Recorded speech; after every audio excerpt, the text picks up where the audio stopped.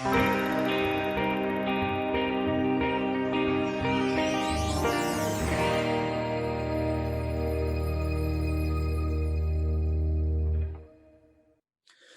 buenas noches, estimados amigos. Primero quiero agradecer la invitación del Instituto Latinoamericano de Derecho y el SJ para continuar el dictado de este tan importante diplomado en Derecho Penal.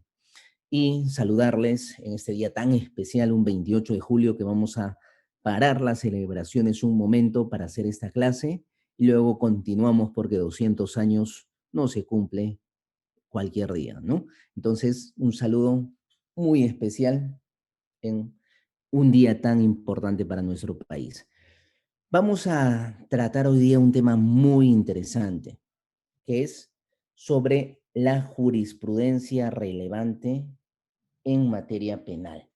Ahora, cuando queremos analizar este tema, tenemos que tener en consideración que van a existir múltiples aristas que tenemos que poner en tela de juicio, o más que poner en tela de juicio, quizás entender sus características propias, sus diferencias, que nos va a coadyuvar a saber de mejor manera cómo utilizar esto de la jurisprudencia, para qué sirve, cuál es la finalidad de la misma y cómo podemos sacar un beneficio o provecho cuando tenemos pues acceso a jurisprudencia importante en materia penal. Ahora, todos están viendo las diapositivas, ¿verdad? Vamos a establecer primero qué es la jurisprudencia. ¿Qué es la jurisprudencia? Tenemos que la jurisprudencia es la doctrina que han sentado los tribunales en la interpretación y aplicación de las leyes. Se trata de la uniformidad de las normas jurídicas establecida a través de repeticiones en el tiempo. ¿Qué quiere decir? Mientras más se aplica de determinada manera la ley, entonces podemos tener cierta predictibilidad. Esto es importante porque, primero, tenemos que diferenciar nuestro sistema romano-germánico, el derecho eurocontinental, que es el derecho que rige nuestro país. Tiene la característica de tener como fuente del derecho a la ley. ¿Qué quiere decir? Nuestro principio de legalidad nos dice que la ley es la herramienta más importante por la que se va a regir todo el sistema jurídico. Si no existe la ley, no existe sanción, no existe ninguna aplicación del derecho. Entonces, la fuente de nuestro sistema eurocontinental es la ley, diferente al sistema anglosajón. En el sistema inglés, por ejemplo, la fuente del derecho es justamente la doctrina, la jurisprudencia, los plenos jurisprudenciales. Esto quiere decir que frente a un caso concreto se va a fallar de una determinada manera porque así se ha venido desarrollando a lo largo del tiempo en la jurisprudencia establecida. ¿Esto qué le da al sistema jurídico? Le va a dar predictibilidad. ¿Qué quiere decir? Que uno puede predecir cómo va a ser su sanción en determinado momento de acuerdo a la actuación que uno haga o que uno tenga. Entonces, esta predictibilidad es muy importante. ¿Por qué? Porque no pasa lo que pasa en nuestro país. ¿Qué pasa en el Perú? En el Perú podemos tener, por ejemplo, un caso de violación sexual de menor de edad, donde a una persona con hechos muy similares se le puede dar la pena máxima, que es la cadena perpetua, y a otra persona con mismos hechos similares se le puede absolver. Ustedes dirán, pero ¿cómo es posible eso? ¿Cómo es posible que pase eso en nuestro país? Pasa. ¿Por qué? Porque los jueces penales tienen ese famoso criterio de conciencia. ¿Qué es el criterio de conciencia? Es todo aquello que va a facultar al juzgador a poder dar una interpretación. Apaguen sus micrófonos, por favor. Muy bien. Un saludo para los que están en la sala: Fernando, Yanela, José, Pamela y Rosemary. No se olviden de tener los micrófonos apagados. A veces nos ganamos conversaciones que no queremos escuchar. Entonces, retomamos. En el Perú existe ese famoso criterio de conciencia. En el Perú existe ese famoso criterio de conciencia.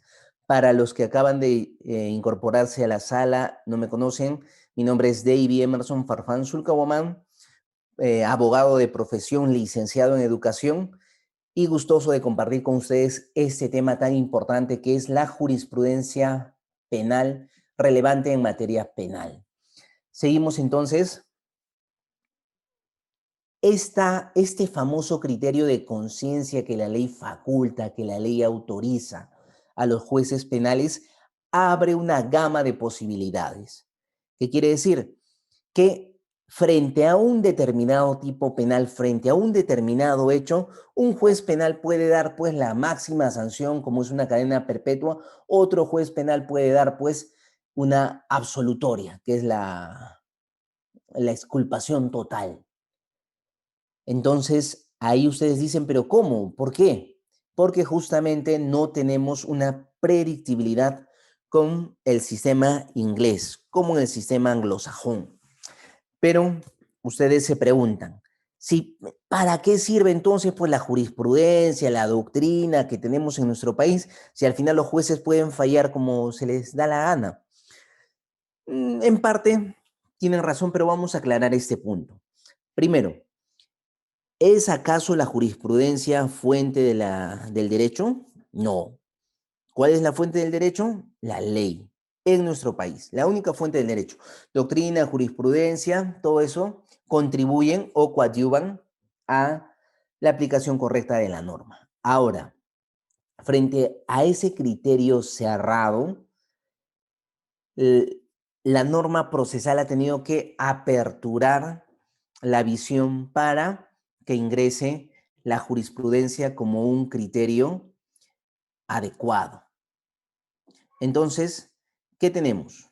Primero, entendemos que la jurisprudencia es doctrina que han sentado los tribunales en la interpretación y aplicación de las leyes. ¿Qué tribunales? Un juez de paz letrado, un juez penal, un juez superior, un juez supremo, el tribunal máximo, el tribunal supremo o, en su defecto, el tribunal constitucional.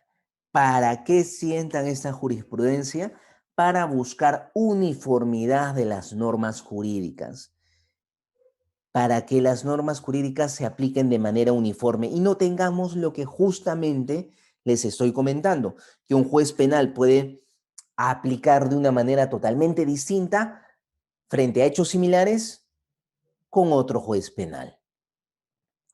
Pero algo muy importante que tenemos que entender es la diferencia entre sentencia plenaria, acuerdo plenario y recurso de nulidad. Esto es importantísimo. Tenemos que tener esta diferencia clara, clarísima. Ahora, José en el chat nos pone control difuso. Vamos a hablar después de explicar esto del control difuso, pero el control difuso, recuerden ustedes, es una aplicación una facultad que tienen los jueces para aplicar el control de la legalidad. Si en nuestro país la fuente del derecho, mejor lo explico de una vez para no desviarnos del tema, si en nuestro país la fuente del derecho es la ley, entonces esta ley va a estar jerarquizada. ¿Qué quiere decir? Que tenemos lo que conocemos nosotros, los estudiantes de derecho, abogados, la famosa pirámide normativa. que la norma tiene pues un escalón de jerarquía, donde va a estar primero la Constitución, equiparado con las normas internacionales, luego va a estar la ley, que está por debajo de las leyes o normas constitucionales, por debajo de eso está la ley, luego ya vienen las normas de inferior jerarquía a la ley, los decretos legislativos, los decretos de urgencia, las ordenanzas municipales y así, así. Entonces, cuando una norma de menor jerarquía va a atentar contra la ley, ahí es donde se aplica el famoso control difuso, que lo pueden aplicar los jueces, tienen esa facultad, pero los jueces no lo aplican, ¿no? ¿Por qué no lo aplican? Porque ningún juez quiere comerse el pleito frente a una mala aplicación o alguna situación irregular de otro tribunal, ¿no? ¿Eso es algo malo? Sí, porque se debería aplicar si es que hay una mala interpretación de la ley, ¿no? De la norma. Se debiese aplicar, ¿no? Vamos con las diferencias existentes entre sentencia plenaria, acuerdo plenario y recurso de nulidad y casación. ¿Por qué esto es importante? Primero, no es lo mismo una sentencia plenaria, no es lo mismo un acuerdo plenario, no es lo mismo un recurso de nulidad y no es lo mismo también un recurso de casación que debimos agregar acá. Ya, no son lo mismo. No son lo mismo la sentencia plenaria, no es lo mismo que un acuerdo plenario, no es lo mismo que un recurso de nulidad, no es lo mismo que un recurso de casación. Eso primero hay que tener claro, claro en nuestra mente. No son lo mismo. ¿Cuáles son las diferencias entonces? Vamos a ver, primero, las sentencias plenarias. Si la sentencia de la Sala Penal de la Corte Suprema declara fundado el recurso, además de declarar la nulidad de la sentencia o acto, podrá decidir por sí el caso. ¿Qué es la sentencia plenaria? Vamos a su fundamentación.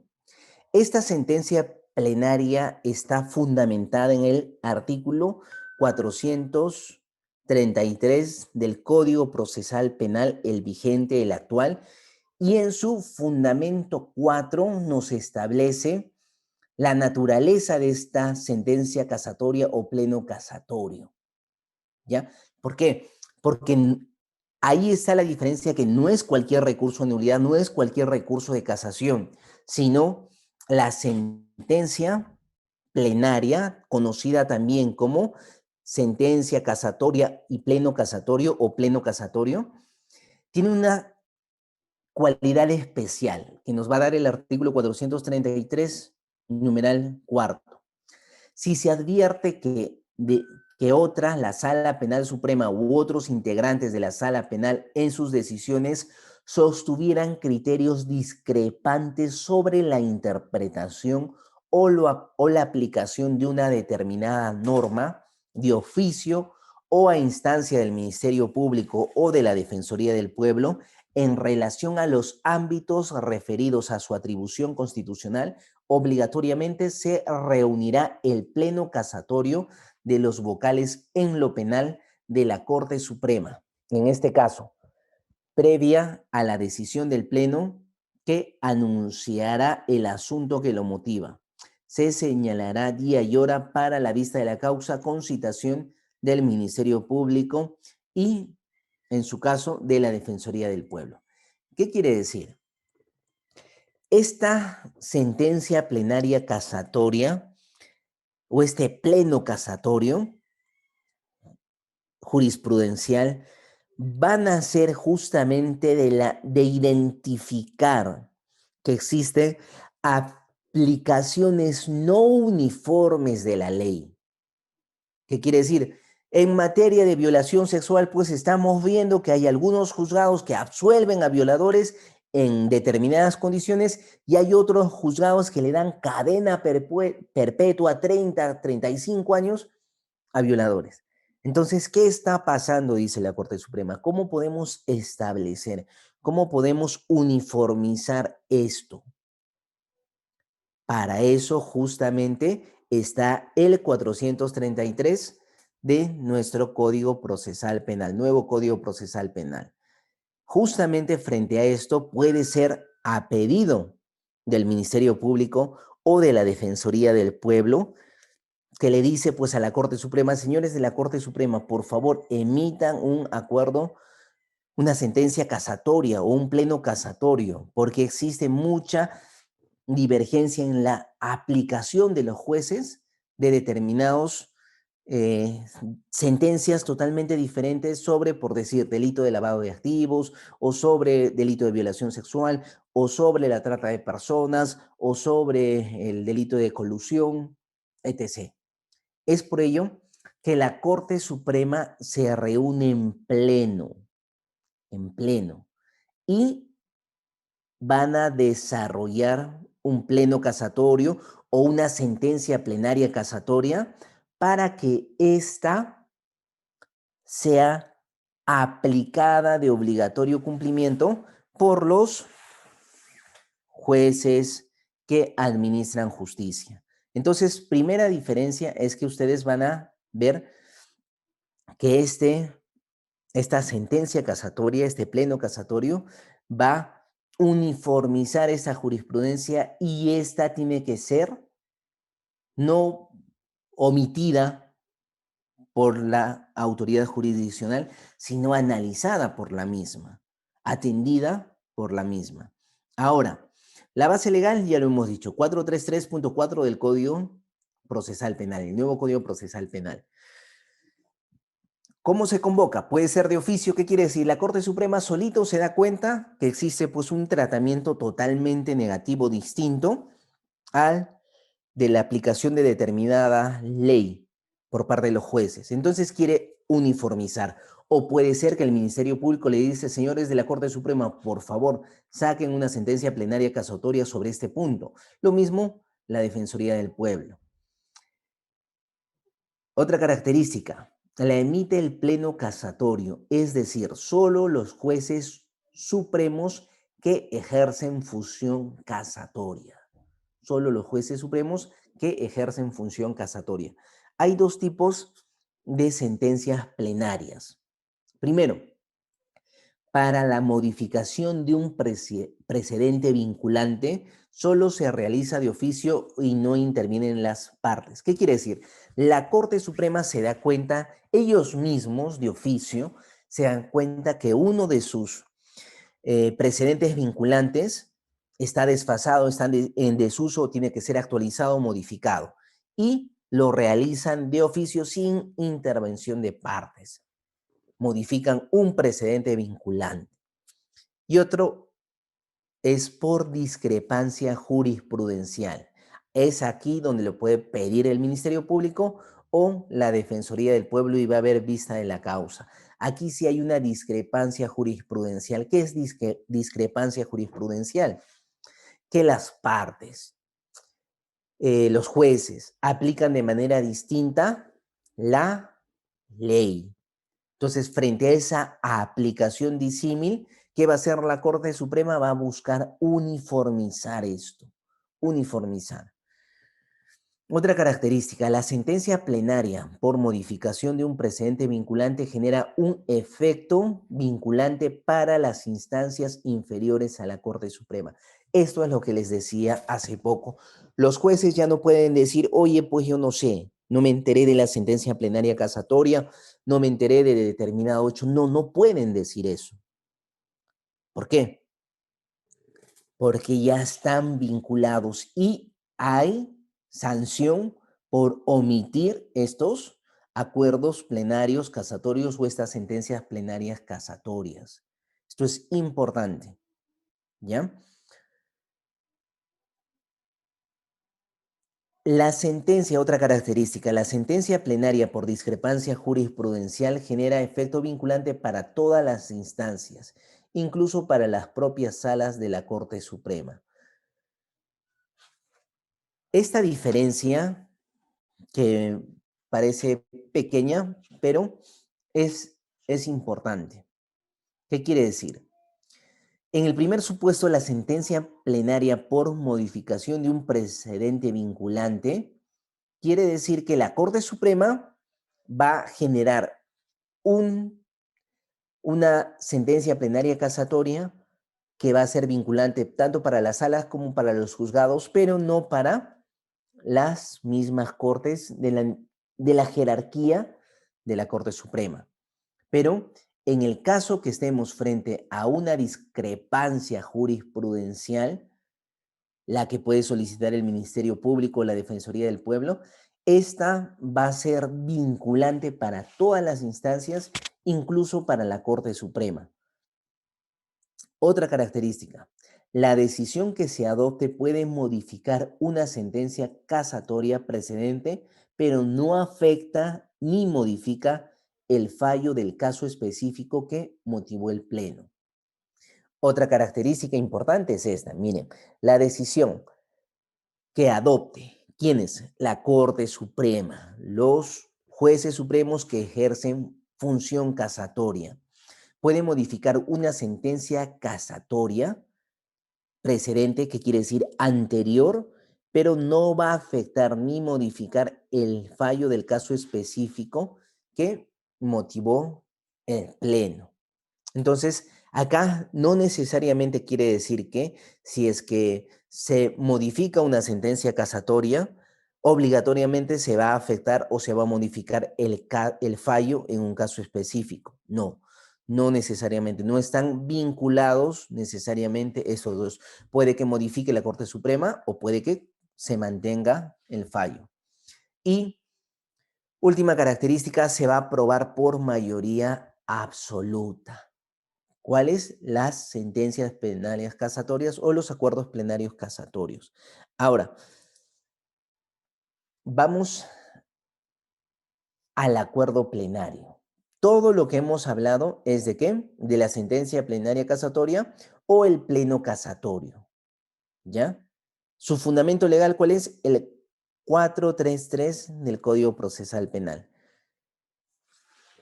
Repetimos, ¿es vinculante? Claro que sí es vinculante para todos los jueces, incluidos los supremos, siempre que se trate de discrepancia jurisprudencial y si es modificación de un precedente vinculante para todas las instancias inferiores a la Corte Suprema, las instancias superiores, las instancias jurisdiccionales. Pero vamos a hablar ahora del acuerdo plenario. Si se dan cuenta, el acuerdo plenario tiene otra base legal. ¿Cuál es la base legal? El 116. Pero, ojo, este 116 no es del Código Procesal Penal, sino es de la Ley Orgánica del Poder Judicial, ¿ya? No lo han puesto acá en la diapositiva, pero anótenlo, por favor. Artículo 116 de la Ley Orgánica del Poder Judicial. ¿Qué nos dice? El 116 nos dice, los integrantes de las salas especializadas pueden reunirse en plenos jurisdiccionales nacionales, regionales o distritales a fin de concordar jurisprudencia de su especialidad, a instancia de los órganos de apoyo del Poder Judicial. Miren, si se dan cuenta, acá tenemos otra naturaleza en estos acuerdos plenarios. ¿Por qué? Porque nos hablan de plenos jurisdiccionales nacionales. ¿Quién va a establecer un pleno jurisdiccional? La Corte Suprema. La Corte Suprema nos establece un pleno jurisdiccional nacional. La única que tiene esa facultad. ¿Quién nos puede establecer un pleno jurisdiccional regional?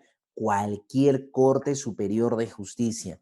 La Corte Superior de Justicia de Tacna, la Corte Superior de Justicia de Apurímac, la Corte Superior de Justicia de Madre de Dios, la Corte Superior de Justicia de Arequipa, cualquier Corte Superior. Y distritales, ¿quiénes? Los juzgados especializados en materia penal. Ahora, ¿qué quiere decir? Ustedes en la búsqueda de jurisprudencia muchas veces habrán encontrado, pues, pleno jurisdiccional de Tacna, ¿no? Donde indica que las Cortes Superiores de Tacna se ponen de acuerdo para emitir el siguiente pleno jurisdiccional.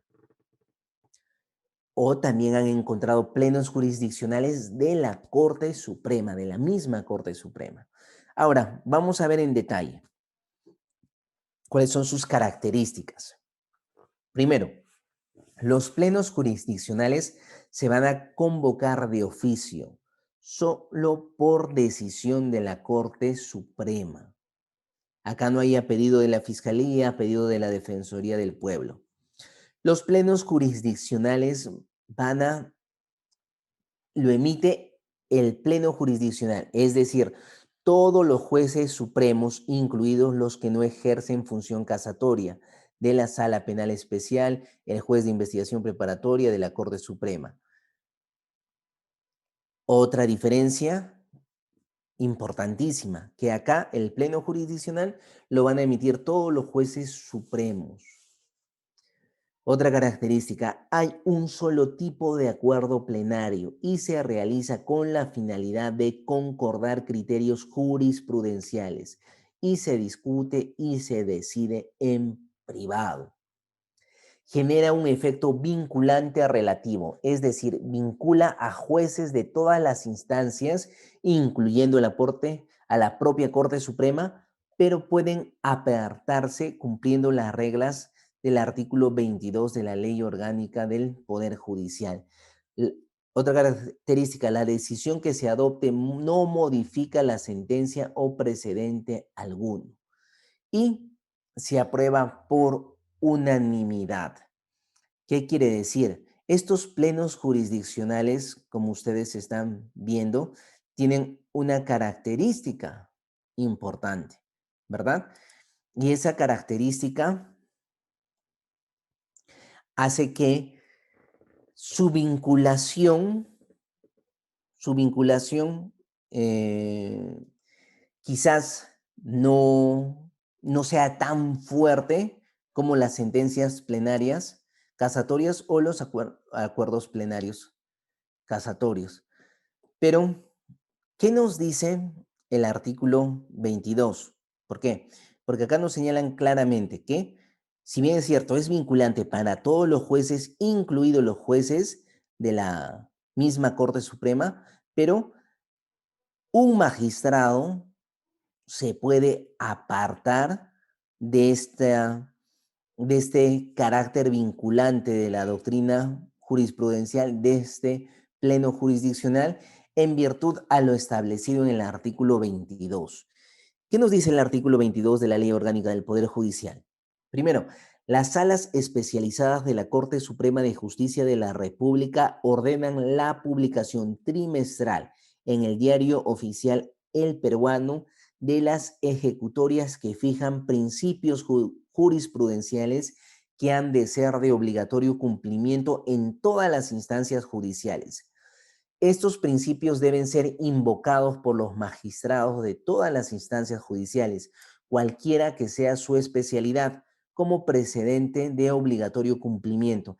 En caso que por excepción decidan apartarse de dicho criterio, están obligados a motivar adecuadamente su resolución dejando constancia del precedente obligatorio que desestiman y los fundamentos que la invoquen.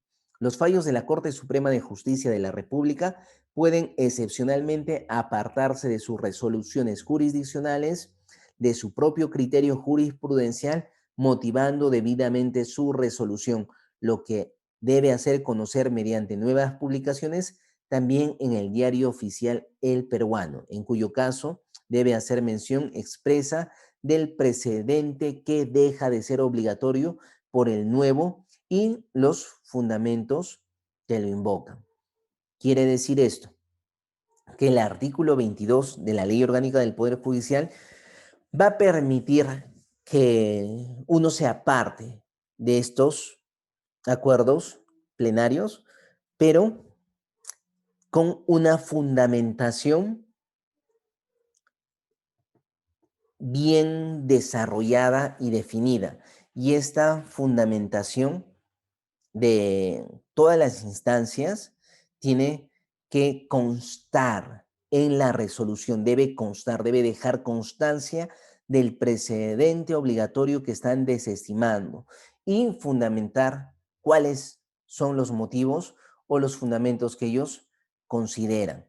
Entonces, vemos que no es que simplemente tú digas, oye, pues no lo voy a aplicar porque no lo quiero aplicar, sino que tienes que tener un fundamento bien desarrollado para apartarte de lo que dicen los plenos jurisdiccionales.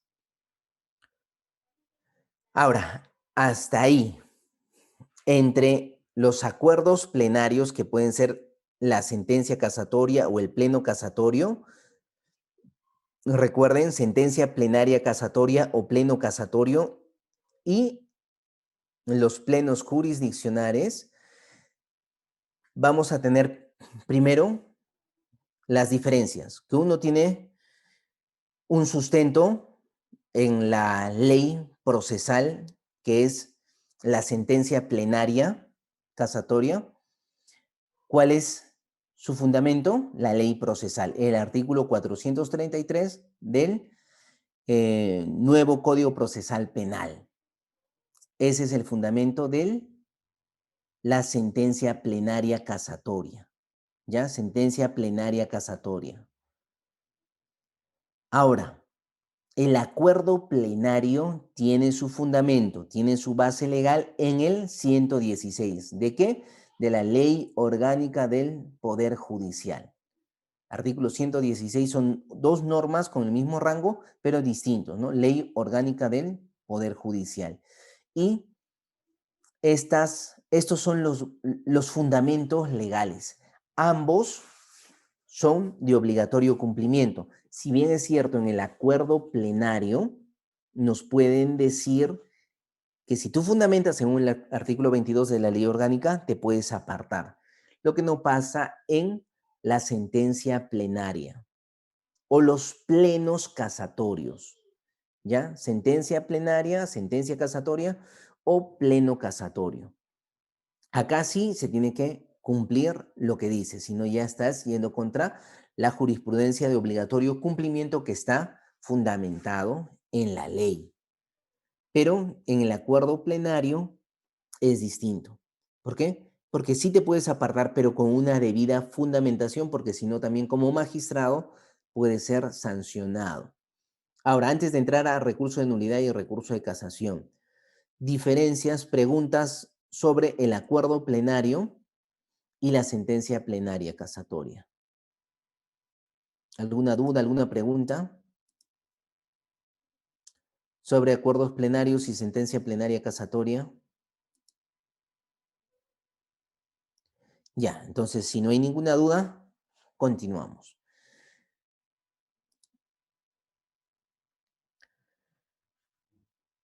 ¿Qué son los, qué son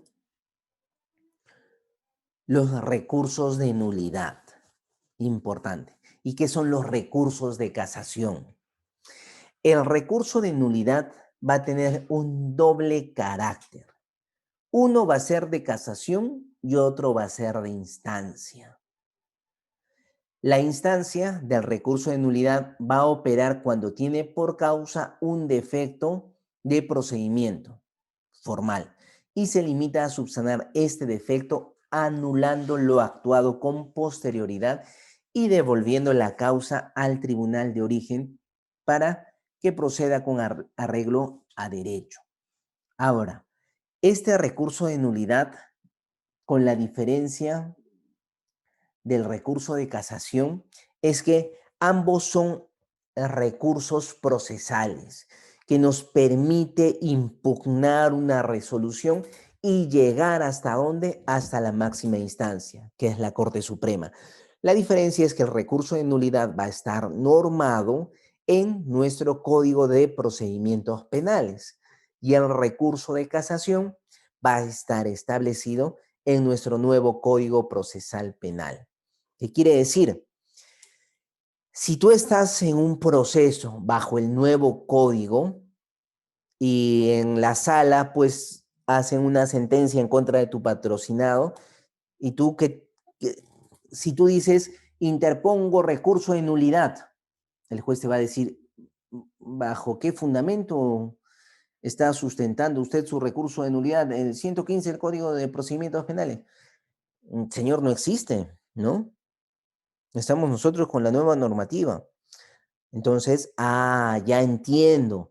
Entonces, la diferencia es que si estoy viendo, porque actualmente todavía hay sitios como Lima que se están tramitando procesos con el Código de Procedimientos Penales, y si es un proceso de naturaleza ordinaria o sumario que pueda llegar, de acuerdo a la naturaleza de la pena, a casación, admita, perdón, recurso de nulidad, entonces aplico el recurso de nulidad.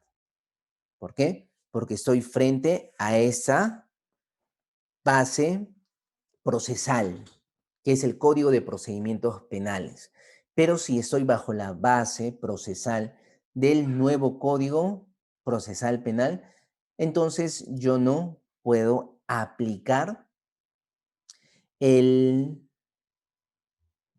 el recurso de nulidad, tengo que aplicar un recurso de casación, porque eso es lo que está establecido y está normado en nuestra norma procesal. Ahora, quiero que se entienda que tanto el recurso de nulidad como el recurso de casación va a tener ese carácter. ¿Cuál es ese carácter? Ese carácter de una instancia más, ¿no? Que nos permite llegar hasta la Corte Suprema, con la diferencia procesal que ya les he mencionado. Pero también opera como jurisprudencia. ¿Por qué? Porque es un recurso que está otorgado por la Corte Suprema. Entonces, como jurisprudencia, ¿qué tiene, cómo es entendida el recurso de nulidad o el recurso de casación? Es entendida como una sanción de ineficacia de los actos procesales que se realizan inobservando el contenido esencial de los derechos y las garantías de cualquiera de las partes procesales establecida en la Constitución y las leyes.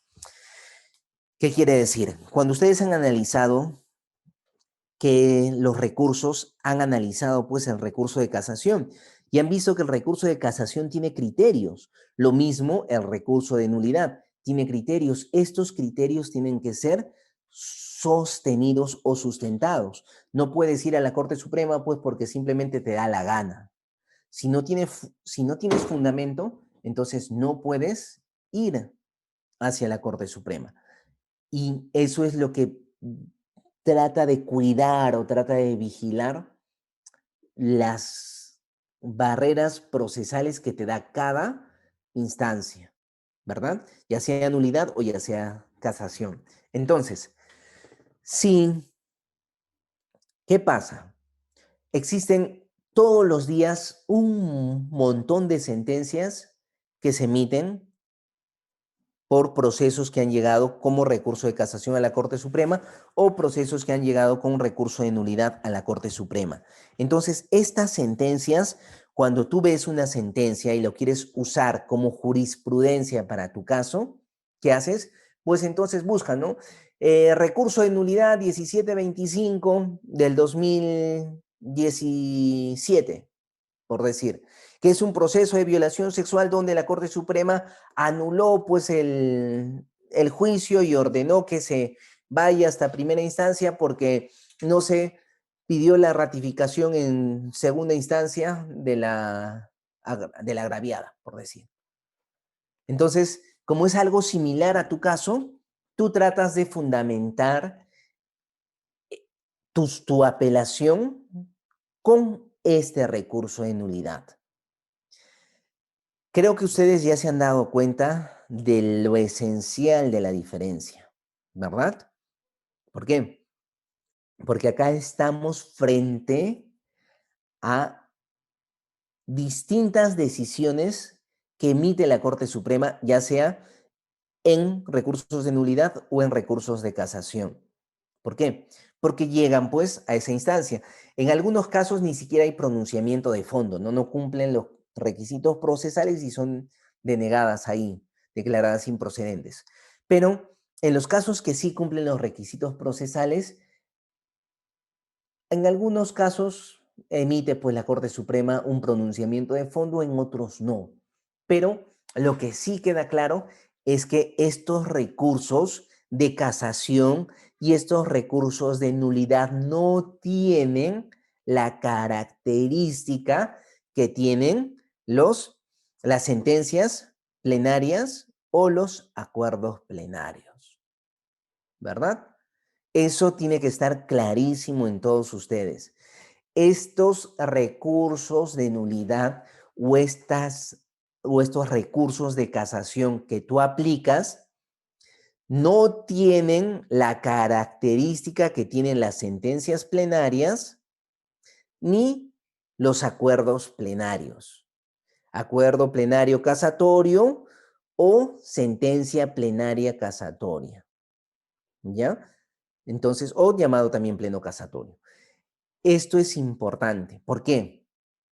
Porque justamente estas sentencias plenarias casatorias y estos acuerdos plenarios casatorios se dan con el interés de uniformizar la jurisprudencia. Lo que no pasa con los recursos de nulidad y lo que no pasa con los recursos de casación. ¿Se dan cuenta? Entonces, si tú eres abogado, eres fiscal, si quieres fundamentar un recurso, ¿cuál va a tener más peso? ¿Que yo coja pues cualquier recurso de nulidad o que yo coja cualquier recurso de casación o que yo coja un acuerdo plenario o una sentencia plenaria? ¿Se dan cuenta la diferencia? Existe una diferencia esencial. ¿Por qué? Porque los recursos de nulidad y los recursos de casación no son, pues, vinculantes. No tienen estas características que hemos visto, la sentencia plenaria. El 433 está en la ley. ¿Y qué nos dice? Que es de obligatorio cumplimiento por todas las partes inferiores. Ah, muy bien. El acuerdo plenario, ¿dónde está? Está en la ley. ¿No? 116, Ley Orgánica del Poder Judicial, que nos dicen que son de obligatorio cumplimiento para todas las partes. ¿Te puedes apartar? Sí, pero tienes que fundamentarme por qué te apartas. No te puedes apartar porque te da la gana de apartarte. Fundamentame por qué te apartas y ahí recién puedes apartarte. Pero los recursos de nulidad, los recursos de casación no tienen esta característica. ¿Se dan cuenta? No tienen esta característica. Y eso es muy importante que lo tengan en consideración. Porque no es lo mismo que tú cites un recurso de nulidad o un recurso de casación a que cites una sentencia plenaria casatoria o un acuerdo plenario. No es lo mismo, no tiene el mismo efecto, la misma fuerza de ley. Hasta ahí, preguntas. Edgar, Fernando, José, Manuel, Pamela, Jorge, Ronald, Rosemary, Valerio. ¿Todo claro? ¿Sigo avanzando? Doctor, una consultita. Claro que sí. Muy aparte de la sentencia plenaria, acuerdo plenario, recurso de nulidad o casación, hay una acción de revisión que es sumamente extraordinaria, que cuando inclusive el acto ya está como un caso juzgado, pero cuando hay, por ejemplo, una vulneración al derecho fundamental, uno puede hacer una acción de revisión, elevarlo a la Suprema y la Suprema puede resolver a favor del imputado. Ujú. Me gustaría, doctor, que ahonde un poquito, aunque no es el tema quizás, pero de esa acción de revisión. ¿Esa acción de revisión también es un precedente vinculante como la sentencia plenaria o acuerdo plenario, doctor? Muchas gracias, José, por tu pregunta. Y tu pregunta es interesantísima porque nos permite entrar a un punto que va a aclarar justamente los recursos que estamos tratando de aplicar ahora dentro del tema que es la jurisprudencia relevante en materia penal. Entonces, ¿qué tenemos? Como tú lo has dicho bien, el recurso de revisión es un recurso extraordinario, es un recurso muy complicado porque procesalmente la Corte Suprema te va a exigir requisitos muy especiales que son difíciles de contener, pero que se pueden dar.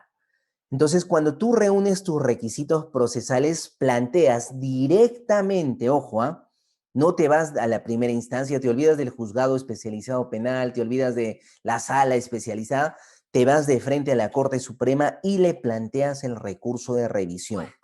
Ingresas el recurso de revisión y ahí, con el recurso de revisión, ya pasa por un filtro. Primero, la Corte Suprema va a revisar si procesalmente cumple los requisitos formales. Si no cumple, simplemente te lo va a rechazar.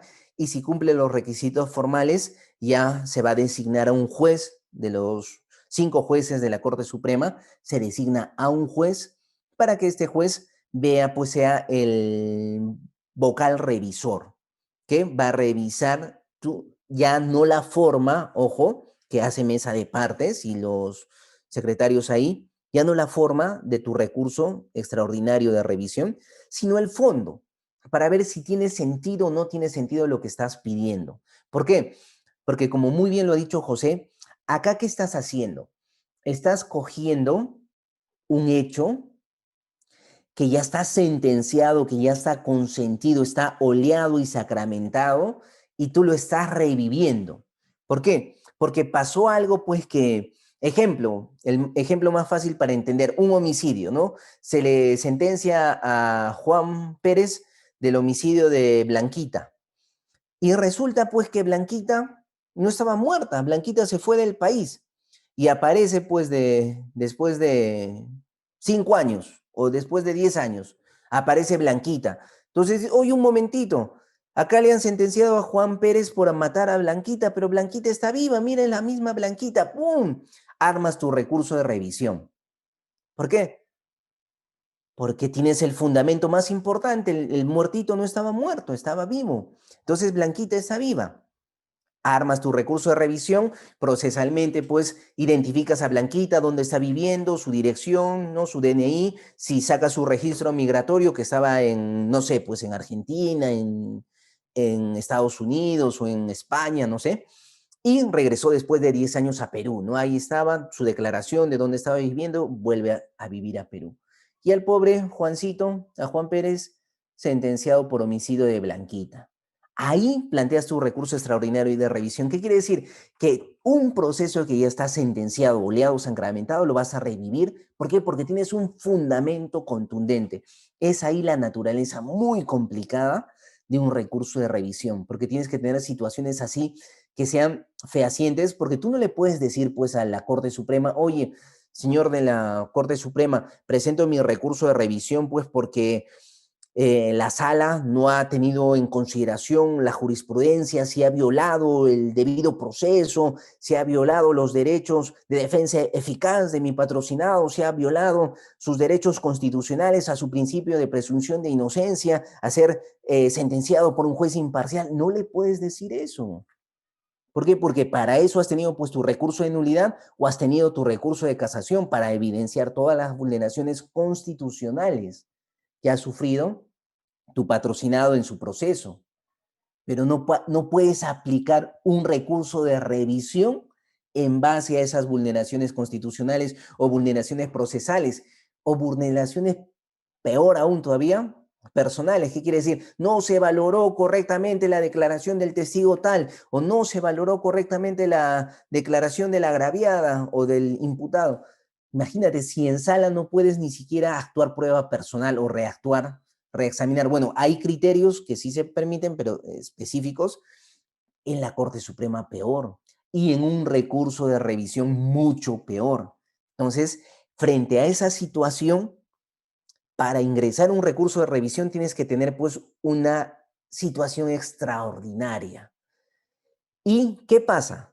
Si este recurso de revisión, imagínate, te acepta la Corte Suprema, cumple las formalidades, revisa, oye, Blanquita no está muerta, está viva. Uy, perfecto, vamos a citar audiencia. El juez revisor cita audiencia donde ya van a estar los 5 vocales para que sostengas tú, ojo, tú emplazas a quién cuando haces un recurso de revisión. ¿A quién tienes que emplazar? No vas a emplazar pues a Blanquita, a la muertita. ¿A quién vas a emplazar? Al fiscal. ¿A qué fiscal? Al fiscal supremo. ¿Por qué? Porque ¿quién es el defensor de la legalidad? ¿Quién tiene que verificar que todo se ha desarrollado correctamente? Es el Ministerio Público. Entonces, cuando tú encuentras fundamentos para tu recurso de revisión, va a ser al fiscal supremo a quien tú le vas a imputar esto. Le vas a decir, señor fiscal supremo, tú le vas a plantear el recurso de revisión contra el fiscal supremo en la Corte Suprema. Y la Corte Suprema va a citar al fiscal supremo para que sostenga, ¿no? Porque te, te acusó sin verificar correctamente que Blanquita podía estar en el extranjero. Ah, te das cuenta. Y ahí el recurso extraordinario de revisión da pie para una indemnización. Una indemnización que el Estado, ojo, es el Estado quien tiene que pagar porque el fiscalía quien representa al Estado. Entonces, cuando hay fiscales malos, lamentablemente el Estado es el que se perjudica.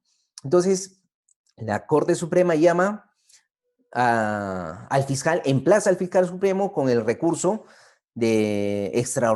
recurso extraordinario de revisión que plantó José Vázquez, porque pues descubrió pues que la muertita no estaba muertita, estaba viva. Y se produce la audiencia, se saca fecha, se produce la audiencia donde se va a hablar primero él, que presenta el recurso, que vendría a ser José. Entonces José fundamenta y le dice, señor magistrado, acá está prueba fehaciente de que Fiscalía ha cometido un atropello contra mi cliente porque lo ha sentenciado por homicidio cuando Blanquito, señor juez, está viva. Y aquí está la dirección de Blanquita, la citan eh, para que se compruebe. ¡Bum! Luego corre entrenado a fiscal. Fiscalía, ¿qué va a decir pues en con un escenario como ese, ¿no? Obviamente este es un escenario ideal, no casi hipotético. Hay otros escenarios más reales donde tú presentas tu recurso de revisión, pues, en base a otros fundamentos, testigos que no se presentaron, o testigos que se retractan, o denunciantes que se retractan, ¿no? En esta última instancia. Entonces, ahí sí es más discutible. ¿Por qué? Porque ya estamos frente a opiniones, ¿verdad? No estamos frente a hechos contundentes, que hay un homicidio, un muerto, y no está muerto, esto es contundente. Pues fiscalía, ¿qué va a decir? Va a agachar la cabeza y va a decir, pues nada, señor juez, esa Blanquita muy terrible, no sabíamos. Que no puede decir nada más, ¿no? Entonces, Corte Suprema aprueba, falla, puede fallar en ese acto, tiene 60 días para emitir su pronunciamiento. ¿Y qué va a pasar? Pues basta que la Corte Suprema diga, obviamente en ese caso, así tan claro, la Corte Suprema debe decir, absuélvase a nuestro imputado, como era Pedrito, creo, ¿no? Absuélvase y ordénese su inmediata libertad si estaría en la cárcel, ¿no? Entonces, ahora, nosotros podemos usar un recurso de revisión como jurisprudencia, no, no podemos usar. ¿Por qué? Porque no es una jurisprudencia, es un recurso extraordinario que en situaciones extraordinarias se pueden presentar. ¿Por qué? Porque todo ser humano es falible. Todo ser humano es falible y todo ser humano se puede equivocar. Entonces, frente a esa situación es que el Estado deja abierta esa posibilidad, de ese recurso extraordinario de revisión, ¿ya? Pero yo no puedo coger un recurso extraordinario y citarlo en mi apelación, por decir. Como se demostró en el recurso extraordinario de revisión, acá a mi patrocinado se le acusa de homicidio, pero el cadáver no está encontrado. Es posible que el cadáver esté fuera del país porque acá el recurso extraordinario de revisión, donde apareció la víctima Blanquita después de 10 años, puede ser similar en mi caso. No, no puedes hacer eso. No puedes hacer eso. ¿Por qué? Porque estos recursos extraordinarios no configuran jurisprudencia, no son jurisprudencia, pero son, como su propio nombre dice, son situaciones extraordinarias que se pueden presentar. Y al ser situaciones extraordinarias no son uniformes. Y la jurisprudencia, ¿qué es lo que busca? Uniformizar criterios. Eso es lo que busca la jurisprudencia, que los criterios se establezcan de manera uniforme. Entonces, frente a un recurso extraordinario, como su nombre dice, extraordinario, no puedes conseguir una uniformización. Entonces, esa es la naturaleza complicada de un recurso extraordinario de revisión. Espero que, apreciado José, haya podido aclarar un poquito alguna duda que tengas. Doctor, mire, siempre se ve casos en el proceso mismo de la defensa de un imputado, que hay a veces abogados que no tienen conocimiento de causa, del debido proceso en el derecho penal del 2004, y a veces no implantan su recurso de apelación, por ejemplo. Y al no interponer un recurso de apelación y por el principio de preclusión, caduca todo tipo de derecho y acción. Entonces ahí el imputado, pues lamentablemente por el principio de preclusión, porque su abogado no interpuso un recurso de apelación en el tiempo indicado, entonces prácticamente el imputado, pues, aún siendo inocente, se perjudica. En esa vista, en esa mirada, podremos hacer un acto de revisión alegando, por ejemplo, el derecho de defensa que por culpa de un abogado inexperto no se implantó un recurso de apelación en el debido momento y por tal causa el imputado sale perjudicado y viene un otro abogado más y se da cuenta que hay pruebas suficientes donde da a entender que el imputado, por ejemplo, tiene una causa de justificación de antijuricidad y no tiene nada que ver con el caso en sí. ¿Podríamos en esa mirada hacer una acción de revisión o no se podría? Apreciado José, en ese escenario no se podría presentar un recurso extraordinario de revisión. Ojo, tú puedes presentar el recurso que quieras, ¿ah? No quiere decir, cuando yo digo no se podría, no quiere decir que no puedes hacer tu recurso, irte a mesa de partes de la Corte Suprema y presentarlo, no. O sea, uno puede hacer el recurso que quiera. Otro distinto es que, un, que pases el primer filtro, que es el filtro solamente de análisis formal, de forma, y mucho más distinto es que pases el filtro que ya lo ve un juez supremo, que es el filtro de fondo. ¿Por qué? Porque si tu fundamento es que es un fundamento real y lo que tú dices, José, es cierto, pasa. Muchas veces coges casos y llegan, pues, ¿no? A los 10 días de vencido el plazo de apelación o a los 5 días de vencido el plazo de apelación. Tú analizas el recurso y te das cuenta, oye, acá hay un montón de cosas para sacarte absuelto, porque la primera instancia, el juzgado penal, no ha valorado esto, está en contra de estas jurisprudencias, esto, o sea, tienes un montón de herramientas para irte en tu apelación y sacarlo absuelto, pero se venció el plazo.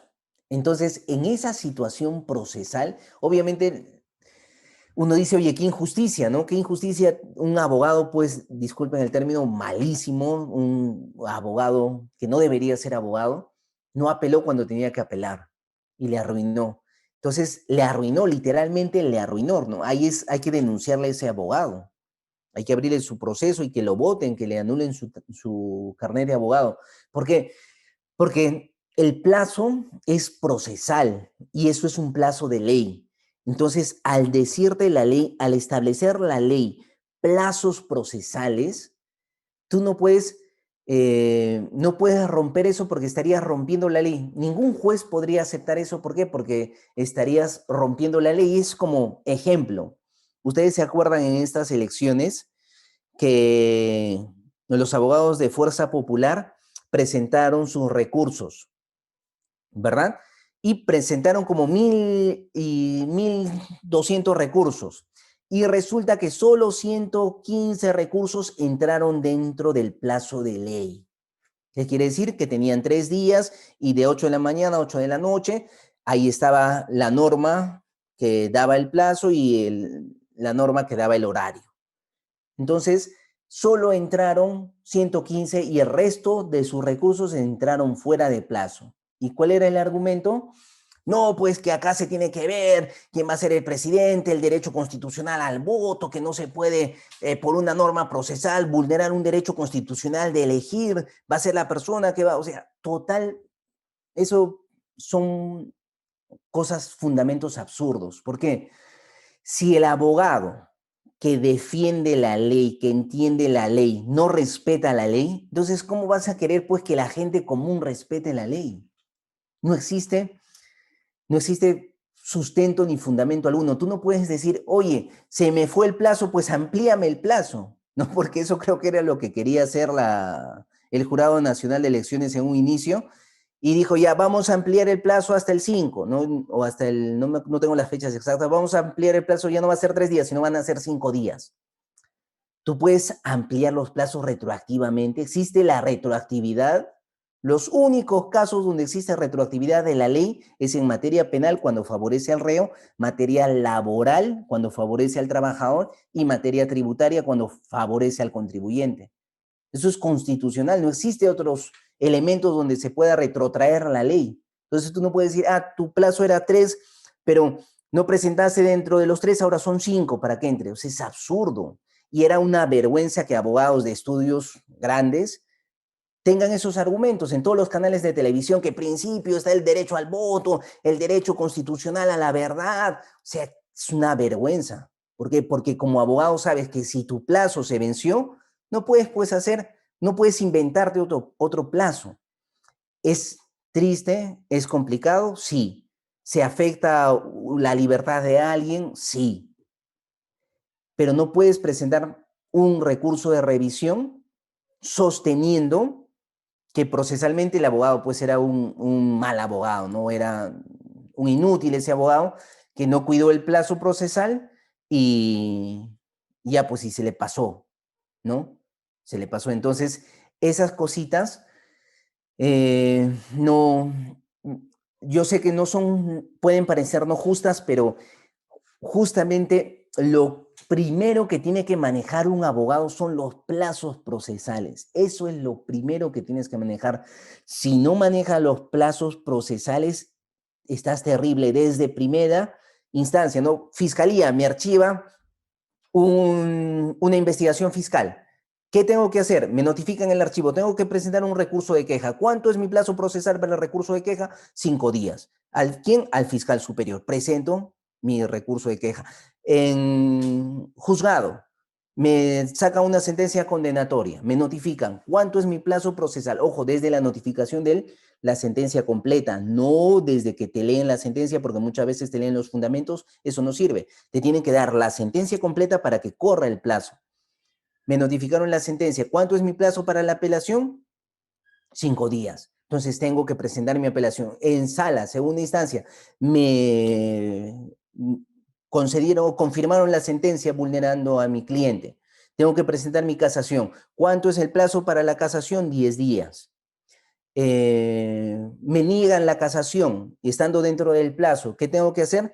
Tengo que presentar mi queja extraordinaria. ¿Cuánto es el plazo para la queja extraordinaria de la negación? 24 horas, un día.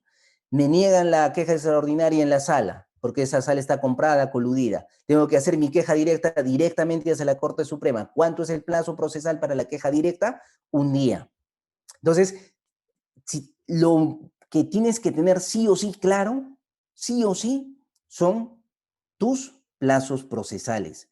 Eso sí o sí tiene que estar clarísimo. ¿Por qué? Porque si es que no tienes claro tus plazos procesales, pierdes, ¿no? Y lamentablemente lo que dice José es cierto.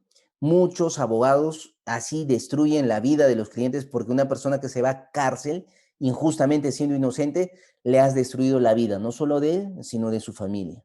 Entonces hay un montón de casos, pero lamentablemente no podemos patear el tablero de esa manera. Ahora, ¿podrías presentar un recurso extraordinario de revisión? Sí lo podrías hacer, pero tendrías que tener más fundamentos al simple fundamento de que no se pudo conceder la apelación. Si tu único fundamento es que no se pudo conceder la apelación, no vas a pasar ni siquiera el primer filtro. Pero si ahí encuentras pues testigos que no han sido citados, que debían ser citados, o testigos, o encuentras por decir retractaciones de víctimas, o encuentras que por decir, las diligencias de acuerdo a la naturaleza del caso, de obligatorio cumplimiento, ojo, porque hay diligencias de obligatorio cumplimiento. ¿Qué quiere decir? Una violación sexual no puede faltar, pues, un certificado médico legal. No puede faltar. ¿Por qué? Porque es un delito de violación sexual y la prueba tiene que ser demostrada con el certificado médico legal. Entonces, por ejemplo, si hay una situación así, en un delito de robo, pues no puede faltar el bien. No puede decir, me robó, ¿qué te robó? No sé, pero me robó. Entonces tiene que estar el bien. En un delito de estafa, o falsificación, tiene que haber una pericia grafotécnica, no puede estar sin esa pericia. Entonces, de acuerdo a la naturaleza de los delitos, ahí hay situaciones procesales que sí o sí se han debido hacer. Si no se han hecho eso, ahí sí empiezas a tener otros fundamentos para tu recurso de revisión, porque no es suficiente el tema del plazo procesal, eso ni siquiera, hasta ni siquiera lo mencionas, ¿por qué? Porque es ley, pues, ¿no? Es ley. Pero otro dato, apreciado José, otro dato es cuando tú encuentras, por decir, una modificación de un pleno jurisdiccional, esto sí es importante y de repente te puede servir mucho, mi amigo.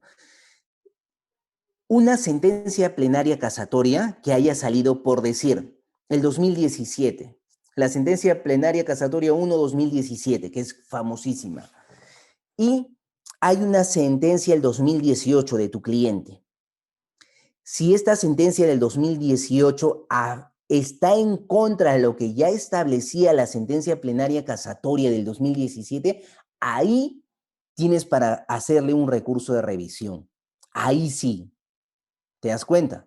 Ahí sí, ¿por qué? Porque esta sentencia plenaria casatoria es de obligatorio cumplimiento, ¿te das cuenta?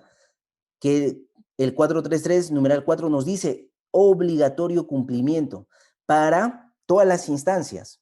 Entonces, si alguien no ha tomado en cuenta este recurso de obligatorio cumplimiento, lo mataste. Con eso pueden admitir tu recurso de revisión. Y un acuerdo plenario también, pero si el juez no ha fundamentado por qué se aparta el acuerdo plenario, igual, un gol para ti. ¿Ya? ¿Alguna otra pregunta?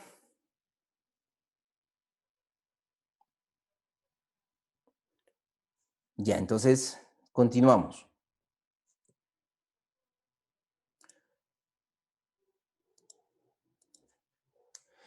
Creo que ha quedado claro la diferencia entre las sentencias plenarias casatorias de obligatorio cumplimiento, los acuerdos plenarios de obligatorio cumplimiento, con los recursos de nulidad o los recursos de casación que no son de obligatorio cumplimiento.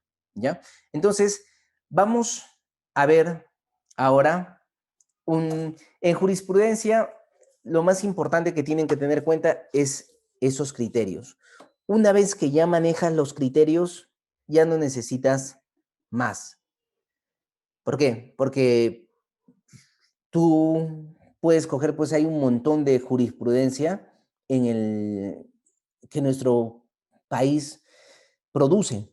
Entonces, tú de acuerdo a tus casos, violación sexual, robo, estafa, colusión, ¿no? Lavado de activos, de acuerdo a lo que sea, tú vas a empezar a perfilar, ¿verdad? ¿Cuáles son las jurisprudencias que le dan un sustento o un peso a tu fundamentación? ¿Para qué te sirve la jurisprudencia? Para fundamentar. ¿Qué tiene que hacer un abogado? Tiene que fundamentar. ¿Cómo fundamenta un abogado? En base a hechos, ¿no? En base a hechos. No fundamenta en base, pues, a lo que opina. No fundamenta. Uno no puede fundamentar en base a opiniones, ¿no es cierto? Tienes que fundamentar en base a hechos. Y la única forma de fundamentar en base a hechos es ley, doctrina, jurisprudencia. Ahora, la doctrina, recuerden que la doctrina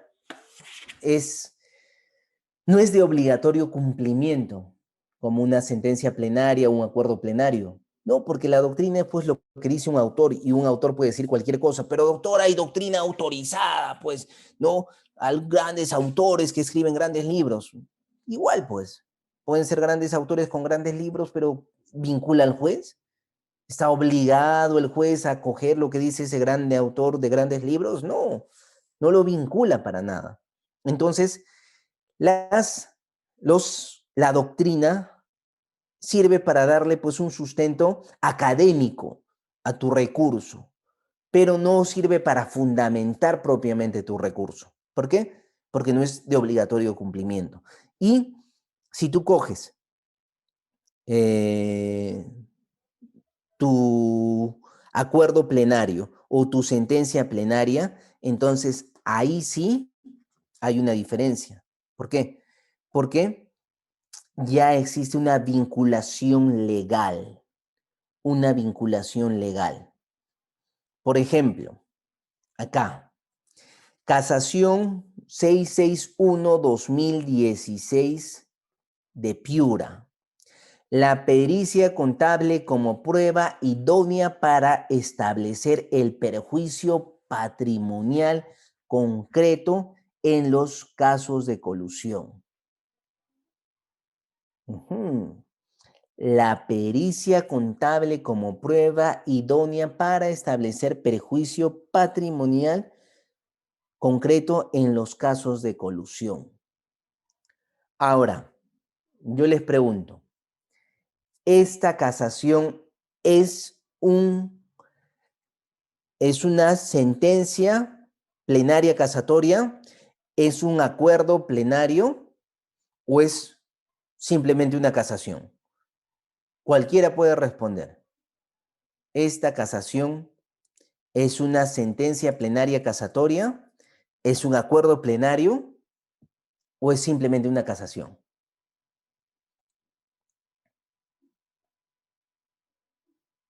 A ver, ¿qué opinan?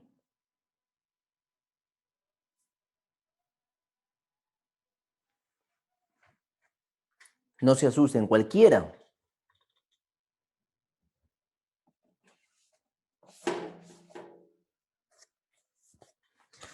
La casación 661-2016 de Piura. ¿Qué es? ¿Es una sentencia plenaria casatoria? ¿Es un acuerdo plenario? ¿O es simplemente una casación, pues? ¿Qué dicen? ¿Muy difícil? Si viene en el examen, no la hacen. Muy complicada esa pregunta, ¿no? Pero en realidad no es tan complicado. Pues, ¿qué dice? Es una casación.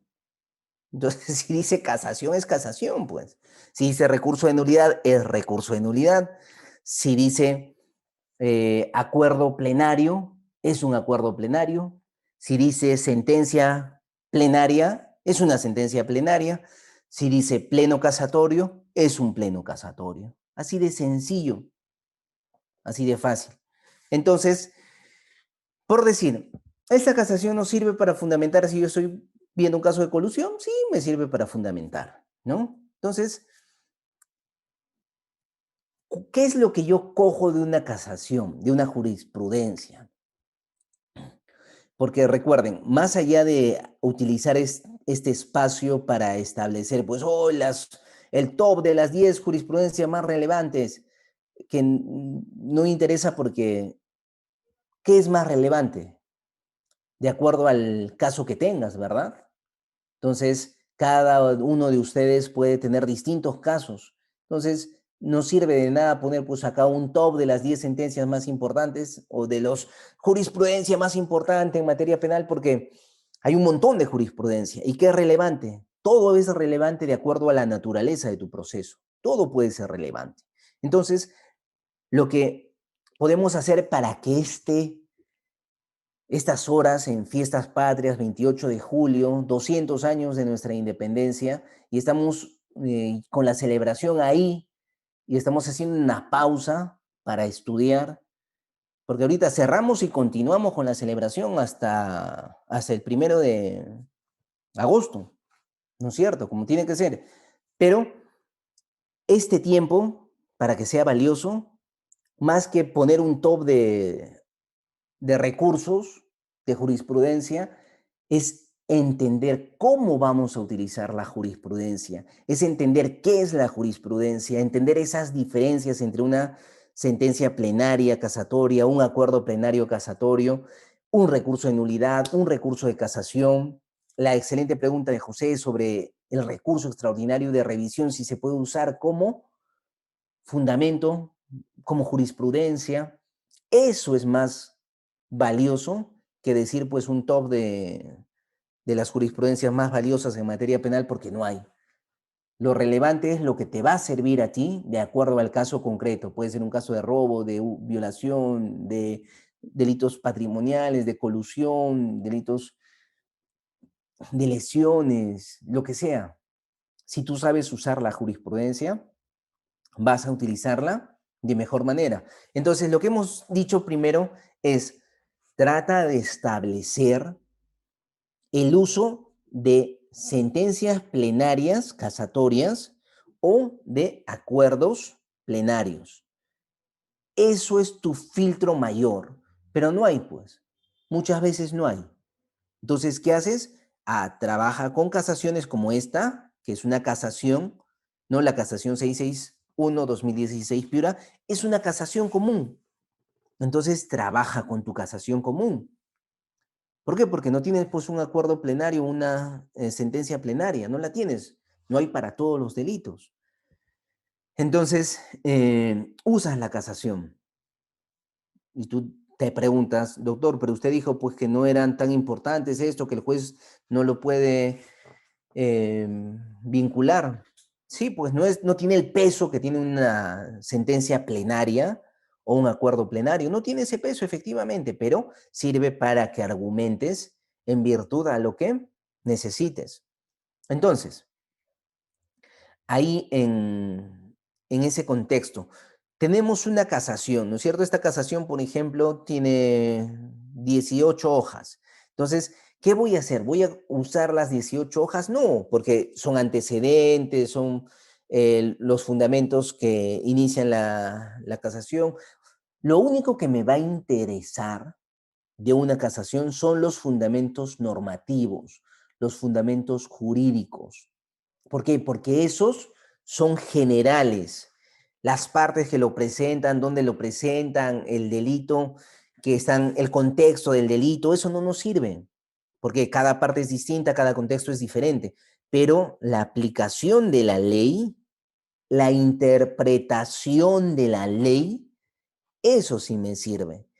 Eso sí es relevante. Entonces, yo tengo que usar esos fundamentos, los fundamentos normativos de la Corte Suprema. Por ejemplo, acá, fundamento 15º, más o menos página 12, fundamento 15º. La diferencia que existe entre colusión simple y agravada estriba que si la concertación es descubierta antes que se defraude patrimonialmente al Estado, estaremos ante una colusión consumada, pero por voluntad del legislador será simple. En cambio, si la concertación es descubierta luego que se causó perjuicio patrimonial efectivo al Estado, estaremos ante una colusión consumada, pero por voluntad del legislador será agravada. Entonces, esto, por ejemplo, ¿para qué me sirve este fundamento 15º? Me va a servir si es que yo tengo un patrocinado, por ejemplo, y se le está investigando por el delito de colusión y Fiscalía le pone pues colusión agravada. Y para nosotros no es una colusión agravada, es una colusión simple. ¿Es importante? Claro que sí. ¿Por qué es importante? Porque estamos oscilando de 3 a 6 años y el otro estamos oscilando de 4 a 15 años o a 12 años. Entonces, ¿hay una diferencia? Existe una gran diferencia, ¿verdad?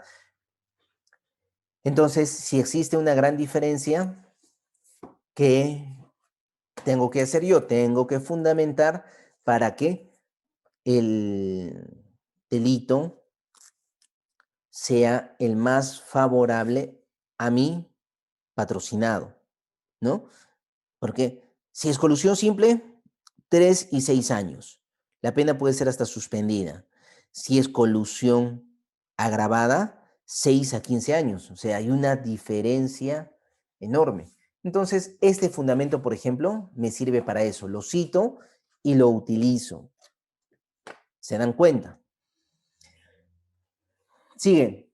La colusión simple se consuma con la sola concertación, sin necesidad que la administración pública sufra perjuicio patrimonial, ni que se verifique la obtención de ventaja del funcionario, pues el peligro de afectación al patrimonio estatal es potencial, siendo suficiente que la conducta colusoria tenga como propósito defraudar. ¿Se dan cuenta? Entonces, ¿el argumento sirve para que yo fundamente algo? Sí, sirve, ¿no? ¿Y qué nos dice? Para configurarse la colusión agravada es necesario que mediante concertación con los interesados se defraude patrimonialmente a los interesados, se defraude patrimonialmente al Estado.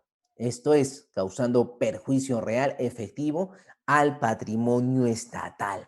Si en mi caso mi cliente no ha causado perjuicio real efectivo, entonces yo lo fundamento con esto. ¿Por qué? Porque no tiene un perjuicio real. Y acá nos está diciendo esta casación, la 661-2016 de Piura, que lo primero que tiene que hacer el juez penal, incluso el fiscal titular de la acción penal, es hacer esta diferencia para ver si es que está dentro de una colusión simple o si es que está dentro de una colusión agravada. Otro fundamento de la misma casación, fundamento 16º. Además, es de precisar que la colusión simple exige para su concurrencia dos elementos típicos. Uno, la concertación ilegal entre el funcionario público y el interesado. Y el peligro potencial, ojo, potencial, no efectivo, para el patrimonio del Estado, donde se genera una concertación ilegal. Así, la modalidad simple de colusión constituye un delito de peligro potencial, pues exige una actitud lesiva a la conducta para defraudar. ¿Se dan cuenta? Esto es importante, ¿verdad? ¿Por qué? Porque dentro de la línea de mi argumentación me es útil, me sirve. Ahora, ¿cuánto yo puedo usar de una jurisprudencia? ¿Puedo usar todas las hojas que quiera? Generalmente se procura que utilices 2, 3 fundamentos de una jurisprudencia y no todo el fundamento, sino un resumen. Acá está copiado todo el fundamento, pero no necesariamente tienes que copiar todo el fundamento. Es suficiente que coges la parte más relevante de ese fundamento, ¿no? Seguimos, por ejemplo. Por ello es necesario que el juez compruebe en el caso concreto ese elemento de peligrosidad típica o idónea de la conducta para producir un determinado efecto. En los delitos de peligro potencial, la imposibilidad de afectar el bien jurídico excluye, por tanto, la tipicidad de la conducta. Miren, qué importante este último argumento. ¿Se dan cuenta? La imposibilidad de afectar el bien jurídico excluye la tipicidad de la conducta. Esto, si estás en esa línea de argumento de demostrar que tu cliente ni siquiera concertó, pero mucho menos pues concertó y generó perjuicio al Estado, acá es un gol. ¿Por qué? Porque si no se puede demostrar ese peligro potencial, entonces no puedes afectar el bien jurídico. Por tanto, si no afectas el bien jurídico, se excluye pues la tipicidad de la conducta, porque recuerden, cuando analizas el delito, ¿qué haces en tu estructura? Es tu análisis típico, antijurídico y culpable, ¿verdad? Y la pena, ¿no? Y punible. Entonces, al hacer ese análisis, la tipicidad, ¿qué va a ser? La tipicidad va a ser la adecuación de la conducta al tipo penal. ¿Sí? El tipo penal. En la colusión agravada, te dice que se tiene que generar un daño, un perjuicio real. Entonces, eso es lo que te exige el tipo penal. Si tú demuestras que existe una imposibilidad de afectar ese bien jurídico, o sea, de generarle daño, porque recuerden, la colusión simple es un tipo penal de peligro. No necesita generar daño, es suficiente la puesta en peligro, pero el tipo agravado exige que se genere daño. y este tipo agravado, ¡pum! ¿Qué va a hacer? Va a colisionar con la realidad. Si tú demuestras que no puedes demostrar este perjuicio potencial, entonces no es típica la conducta. No puede ser una colusión agravada. Entonces no estás dentro de ese rango de 6 a 15 años. ¿Se dan cuenta cuán importante es usar correctamente la jurisprudencia? Otro ejemplo. La casación 129-2017, Lambayeque. 129-2017 de Lambayeque. La insuficiencia de la debida motivación de las resoluciones judiciales en el caso del delito de extorsión. Por ejemplo, aquí, ¿qué es? Es una sentencia plenaria casatoria, es un acuerdo plenario o es simplemente un recurso de casación. ¿Cuál es la respuesta? Es simplemente un recurso de casación. ¿Por qué? Para que sea un acuerdo plenario tiene que decir acuerdo plenario. Para que sea una sentencia plenaria tiene que decir sentencia plenaria. Y aparte, ojo, no solo decir eso, sino tiene que citar la norma. ¿Qué quiere decir? Citar la norma quiere decir que tiene que estar citado el fundamento vinculante de la ley. Ejemplo, acuerdo plenario 1/2019. ¿Cuál es la norma, la base legal? El artículo 116 del texto único ordenado de la Ley Orgánica del Poder Judicial. Así tiene que estar citado en el acuerdo plenario. Sentencia plenaria casatoria 10/2012. ¿Cuál es la base legal? Tiene que estar citado el artículo, ¿no? El artículo procesal 433.4 del Código Procesal Penal. Entonces, si no existe esta base legal, no existe, no puede ser ni acuerdo plenario ni una sentencia plenaria. ¿Por qué? Puede ser que en algunos libros tú encuentres simplemente casación. Eh, puedes encontrar no sentencia plenaria casatoria, sino puedes encontrar casatoria 10/2015. Entonces tú dices, casatoria puede ser la casación, pero si ahí está su fundamento legal, si dice base legal, entonces ya no es simplemente una casación, sino ya es una sentencia plenaria casatoria. Entonces, seguimos. Esta casación, la 129/2017 de Lambayeque,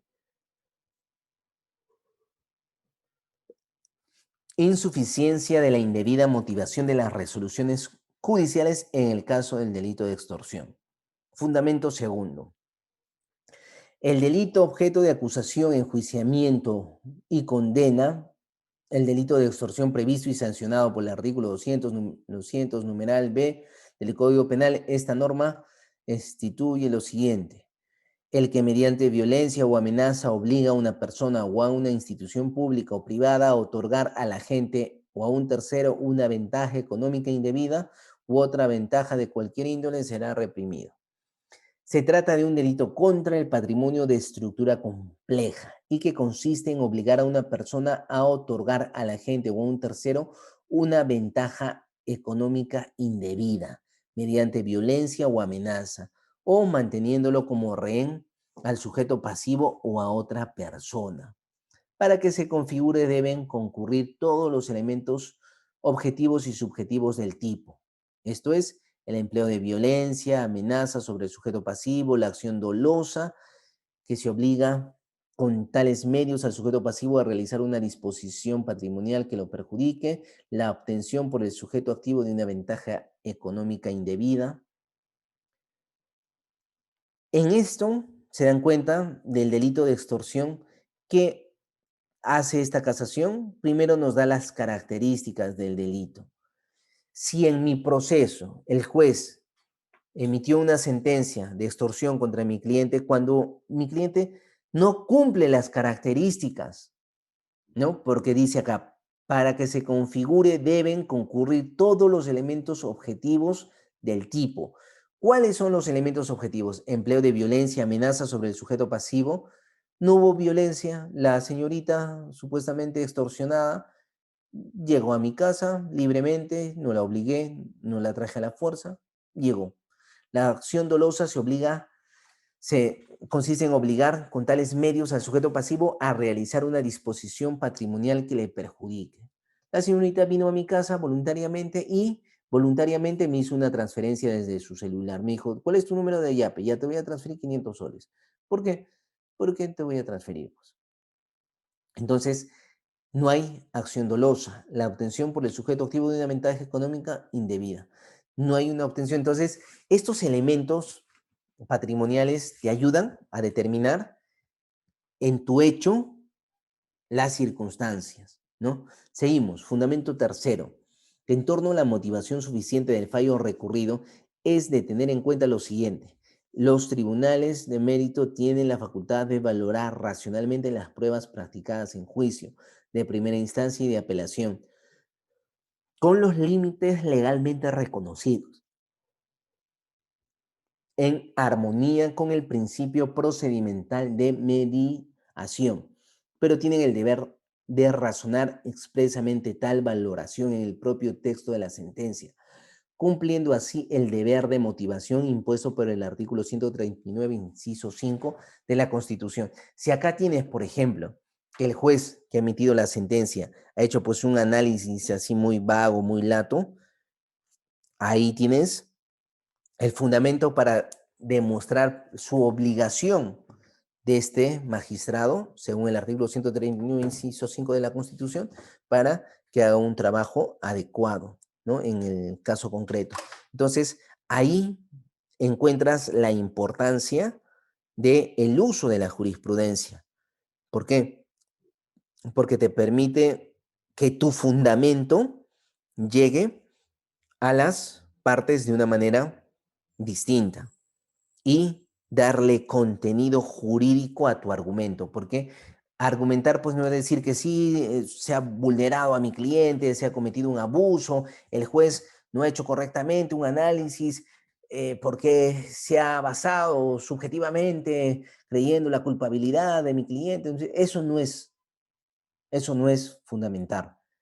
¿Por qué? Porque si fundamentas así, estás hablando vacío. Pero si utilizas la norma, fundamento tercero, por ejemplo, ¿no? Señor magistrado, tal y como lo establece la Casación 129-2017 de Lambayeque en su fundamento tercero, es una obligación del magistrado expresar la valoración en la sentencia. Así dice el artículo 139, entonces ahí te das cuenta la diferencia de tu argumento. Y todavía continúa, mira, B, la motivación constitucionalmente exigida ha de comprender necesariamente la mención expresa en el propio texto de la sentencia, de los medios de prueba utilizados y del razonamiento sobre el valor de estos, para los efectos de considerar acreditados todos y cada uno de los extremos de la relación de hechos probados, siempre en relación con el delito atribuido. C. La motivación táctica de la sentencia, al hallarse íntimamente conectada con la presunción de inocencia, exige especial esfuerzo. Recapitulador de síntesis del material probatorio. Debe razonar si el proceso de persuasión del tribunal se acerca de la culpabilidad del acusado.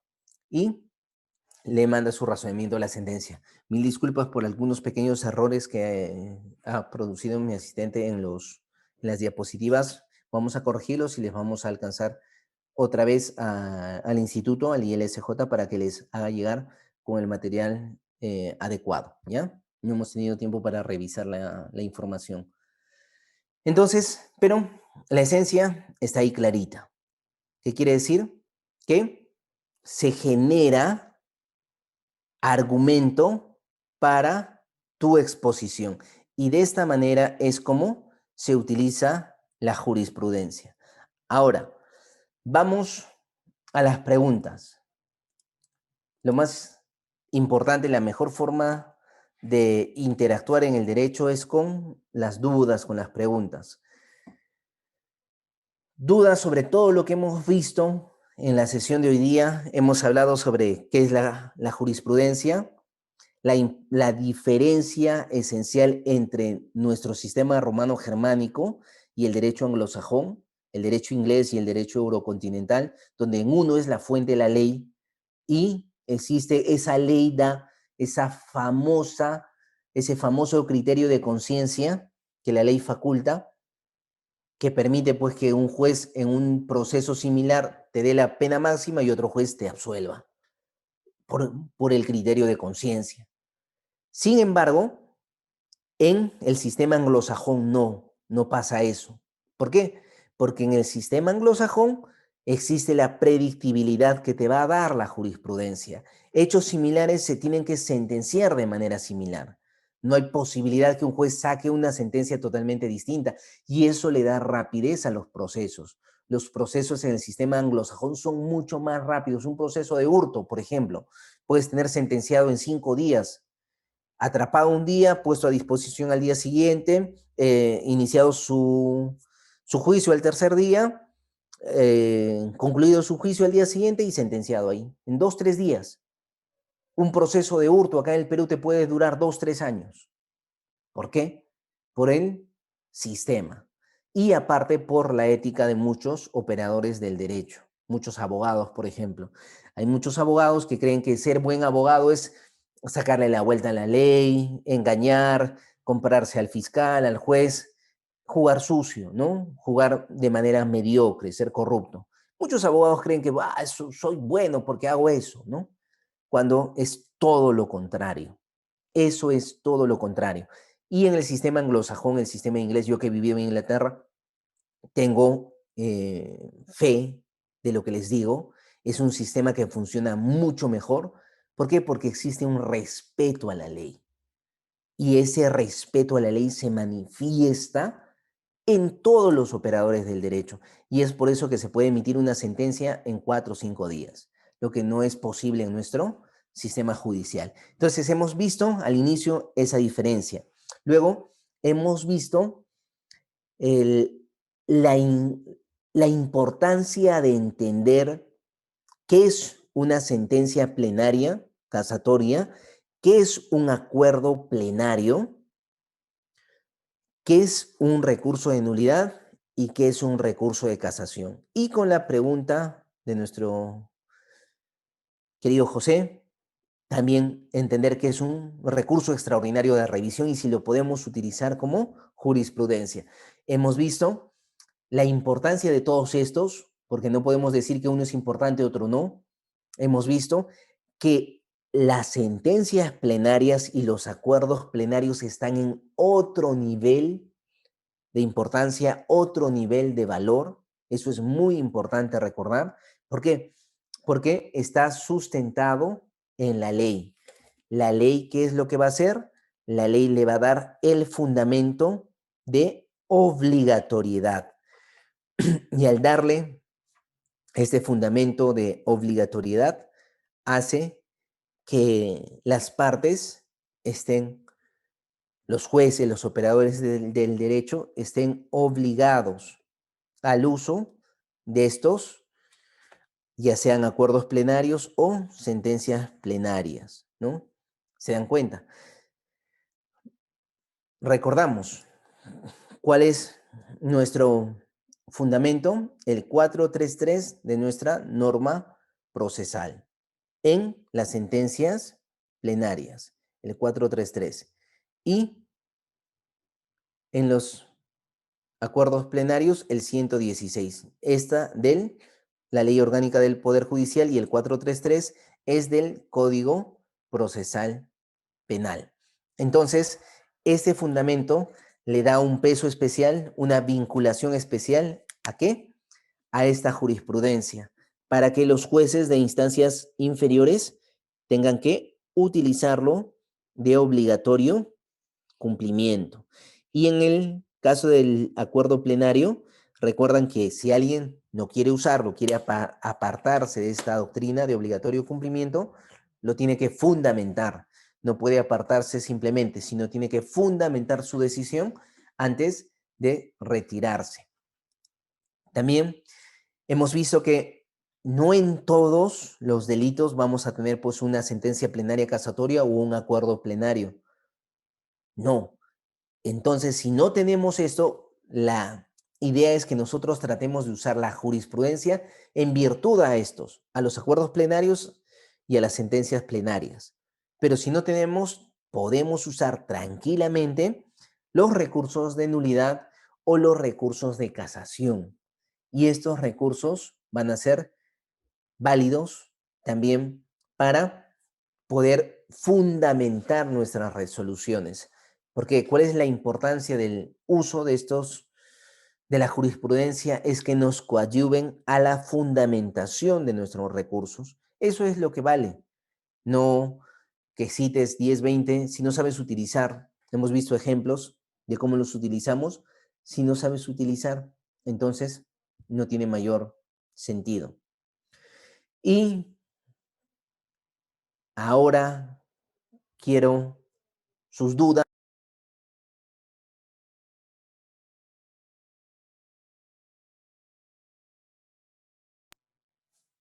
Aló, dudas. Edgar, Fernando, Jorge, José, Manuel, Ronald, Rosemary, Valerio, Pamela. ¿Dudas, preguntas? Si todo está claro, también, por favor, dígame que todo está claro. José nos dice, muy claro, doctor, excelente. Muchas gracias a ti, José, más bien por las preguntas. Valerio, ¿está claro? Todo claro, doctor, quedó claro. Muchísimas gracias entonces a todos ustedes, los presentes. Muchas gracias al Instituto Latinoamericano de Derecho y un feliz 28 de julio. Sigan disfrutando con su familia, con sus amigos. 200 años de independencia y creo que algo más importante que el tema político, que nos puede o no nos puede gustar, algo más importante creo que es el rol que tenemos todos nosotros y especialmente nosotros que trabajamos en este mundo de justicia, es cambiar para que nuestro país cambie. Si nosotros podemos hacer las cosas distintas, de manera diferente, con ética, porque eso es lo que se le critica muchas veces a los abogados, ¿no? La falta de ética. Piensa que el abogado es mejor abogado porque gana como sea, y no es así. Entonces, la nueva generación de abogados, como son ustedes, nuevas generaciones de abogados, tienen que hacer que el sistema funcione con ética, con respeto a la ley. Y creo que eso podemos lograr juntos. Muchísimas gracias a todos ustedes, Edgar, Ronald, José, Pamela, a todos los que han participado, Valerio. Muchas gracias al instituto y nos estaremos viendo porque como dice el famoso refrán, herreros somos y en el camino nos tenemos que encontrar. Un abrazo grande y feliz 28.